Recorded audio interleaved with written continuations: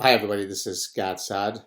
One of the enriching parts of social media is that it allows you, if you are judicious enough to avoid succumbing to an echo chamber, it allows you to be exposed to viewpoints from across whatever ideological spectrum or political spectrum that might be operating for the particular issue at hand.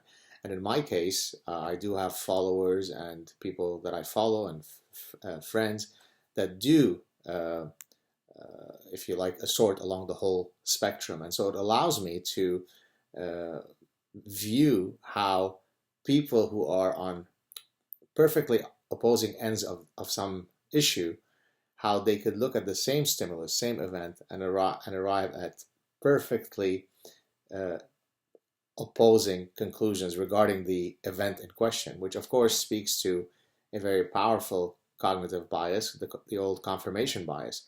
Uh, but before I go on with this issue as relating, I'm going to relate this to the ongoing Kavanaugh nomination process or confirmation process.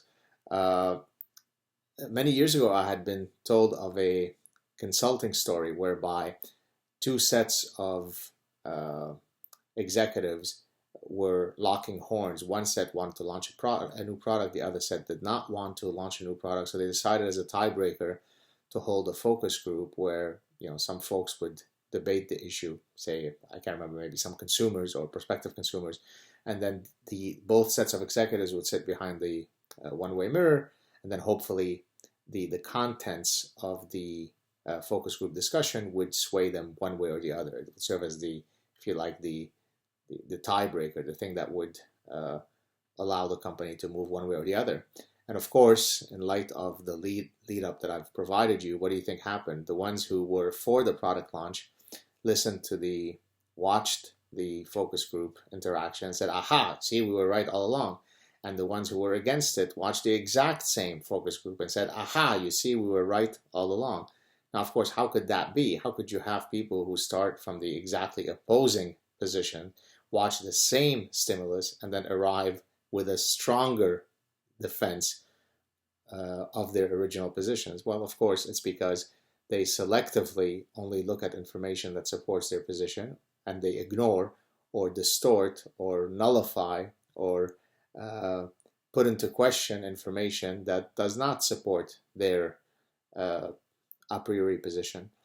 And so, why am I talking about all this today? Well, again, going back to the social media non echo chamber that I live in, it is amazing how I can watch otherwise incredibly intelligent and sophisticated people watch the Kavanaugh ordeal unfold. And depending on the original positions that they started with or from, then whatever happened, let's say at yesterday's testimonies, it only confirms their original positions. So if they thought that Kavanaugh didn't do it and Ford is a liar, then everything that they saw yesterday only supported that position. And if they thought the opposite, Kavanaugh is a gang rapist who ran around all over the Washington, D.C. area organizing gang rape centers, and Ford is a paragon of virtue and truth, then that's all they saw. And they were only solidified in their positions based on yesterday's hearings, which clearly shows that both sets of groups are gargantuan schmucks. Because if you truly are committed to the truth, then you first have the humility to be able to look at stimuli and say, you know what, in light of what I just saw, I might alter my position plus delta or negative delta this way or that way.